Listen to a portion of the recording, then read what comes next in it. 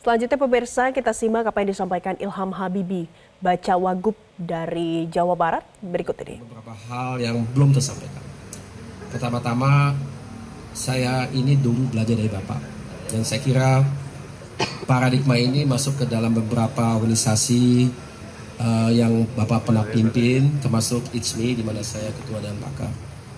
Yaitu adalah kalau kita mau maju sebagai manusia atau juga sebagai bangsa, kita perlu dua hal. Yang satu itu adalah iman dan takwa. Yang kedua, ilmu pengetahuan dan teknologi. Dua-duanya perlu. Kalau kita kasih gambaran, saya selalu tanya kepada Bapak, Pak, gimana ya itu sebetulnya hubungan satu sama lainnya? Nah, Bapak kasih contoh ini.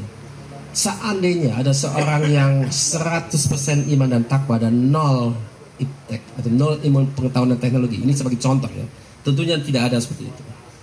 Nah, itu adalah orangnya kalau dia menghadapi masalah tidak berdaya. Dia tentunya mungkin selamat karena penuh dengan iman takwa, tapi dia bisa menjadi korban gitu ya. Sebaliknya, kalau kita hanya iptek saja tapi tidak ada imtak sama sekali, kita mungkin itu bisa menjadi bahaya. Karena kita tidak punya tolak ukur bagaimana apa yang kita ketahui sebagai ilmu. Dan ilmu bukan saja yang ilmu eksakta, ilmu apapun. Dua-duanya itu harus ada di tiap kita, tiap orang yang ada. Jadi harus ada iman dan takwa, harus ada ilmu pengetahuan dan teknologi. Dan kalau saya lihat kombinasi ini, insya Allah ini manifestasi daripada keseimbangan di antara dua itu. Saya kira kita dua-duanya, Kang Ustadz Syahiku dan saya punya reputasi, mungkin saya lebih dikenal sebagai orang teknologi, teknokrat. Pak Ahmad juga tentunya juga teknokrat sebetulnya, tapi juga dikenal sebagai seorang ustadz.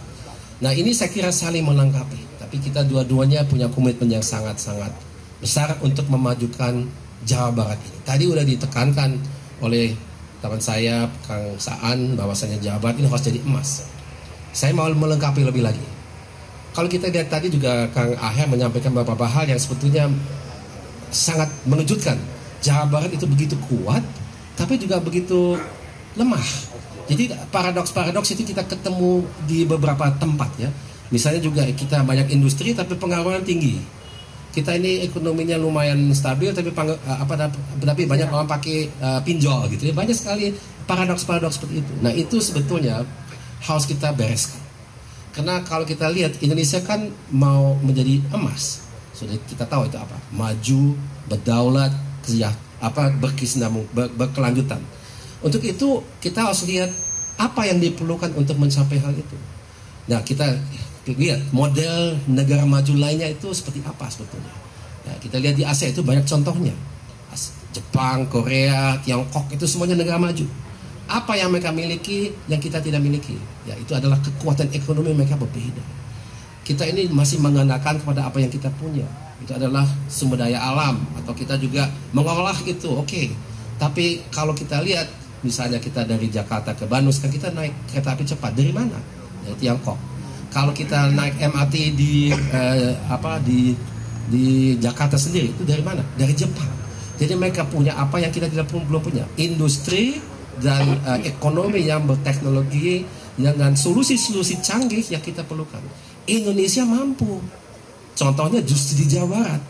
Ya, itu masih ingat kita ya, tahun 95 kita melihat penebangan perdana dari Endo 50 Gatotkaca itu di Bandung, di Jawa Barat.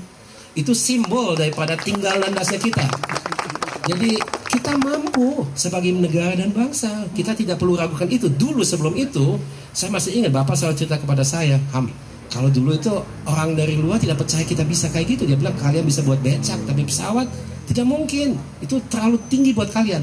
Tapi kita buktikan kita bisa.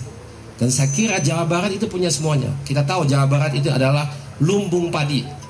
Kita juga tahu, mungkin tahu tapi kurang sadar, juga lumbung pesantren. Pesantren terbanyak di Indonesia di Jawa Barat. Dan juga lumbung industri. Tapi industrinya harus kita tingkatkan. Demi kita menciptakan lapangan pekerjaan banyak, karena banyak orang kita masih nganggur. Kemudian kita harus perbaiki pendidikannya. Memang tadi Kang Ayah sudah sebutkan, kita punya world class university, UI, ITB, IPB, semuanya ada di Jawa Barat. Tapi ini harus kita gunakan kehadiran mereka itu, plus ada kebanyakan SMK di Jawa Barat, kebanyakan politeknik di Jawa Barat, semuanya di Jawa Barat. harus kita gunakan untuk memberdayakan masyarakat kita sehingga mereka bisa bekerja, bisa mendapatkan peluang untuk mereka bisa kontribusi. Nah, ini harus kita bangun. Jadi lumbung padi, lumbung pesantren dan lumbung industri ini akan menjadi fondasi yang harus kita kembangkan agar supaya Jawa Barat itu bisa tinggal landas dan menjadi ujung tombak daripada Indonesia emas di masa mendatang. Karena Indonesia emas tanpa adanya apa yang setelah dimiliki oleh Jawa Barat tidak akan kita bisa wujudkan seperti kita inginkan dalam waktu yang kita sediakan. Saya kira itu saja dari saya. Terima kasih atas perhatian. Mohon maaf kalau ada khilaf. Wabillahi taufiq wal hidayah. Wassalamualaikum warahmatullahi wabarakatuh. Waalaikumsalam warahmatullahi wabarakatuh. Terima kasih Kang Ilham Habibie. Luar biasa orasinya. Baik Bapak dan Ibu, kita sudah masuk ke akhir acara. Secara simbolis kita akan berfoto bersama. Kami persilakan tim media untuk maju ke atas panggung. Foto ke para peserta, semua hadirin yang ada di depan berdiri. Baik, pemirsa, itu tadi adalah yang disampaikan oleh Ilham Habibie, Bacawagup dari pasangannya Ahmad Syaiqo yang menjadi Bacagup untuk segera mendaftarkan sesaat lagi ke KPUD Jawa Barat. Kita tanya ke Mas Ray Rangkuti. Mas Ray, dari yang disampaikan oleh pasangan ini, baik Ahmad Syaiqo, Ilham Habibie di pidatonya pagi hari ini. Kalau tadi Ahmad Syaiqo mengusung soal spirit yang diusung B.J. Habibie, mention juga B.J. Habibie. Kemudian kalau seandainya Ilham Habibie, tadi yang mengatakan juga kalau ada iman dan takwa harus seiring sejalan dengan ilmu dan teknologi, tidak lupa juga mention B.J. Habibie. Anda menilainya bagaimana? Saya merasa pidatonya Ilham Habibie itu luar biasa lah ya. Untuk seorang pendatang baru dalam semua hal yang berhubungan dengan politik. Ini kali pertama beliau bersentuhan dengan politik, lalu kali pertama dicalonkan sebagai gubernur, dan pertama kali di Jawa Barat juga. Ya, jadi wakil ini semua gubernur. Ya, wakil gubernur. Jadi ini semua serba baru, tetapi langkah beliau, cara beliau, penguasaan materi beliau menurut saya seperti beliau udah tahu semua persoalan gitu ya. Dan lebih dari itu adalah bagaimana beliau membuat semacam solusi terhadap berbagai persoalan-persoalan yang solusinya belum kelihatan, tapi beliau udah mengerti ini persoalannya. Ada ketimpangan, ada paradok kata beliau kan. Di satu segi Jawa Barat itu banyak industri tapi banyak juga pengangguran gitu ya, income-nya banyak tetapi pinjolnya juga tinggi dan seterusnya gitu. Jadi untuk seorang yang baru terlibat dalam pengertian yang benar-benar terlibat gitu ya, lalu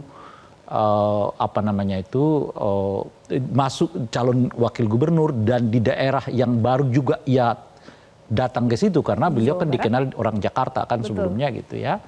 Menurut saya apa yang ditampilkan oleh Pak Habibie itu luar biasa ya. Dan kalau dibuat nilai ya saya kira itu angkanya di angka 8. Jadi pidatonya Pak Ilham itu angka 8. Dan pidatonya Pak Syaiqo itu mungkin 6 atau 7 gitu loh. Menurut saya itu terlalu berbunga-bunga lah kemana-mana gitu.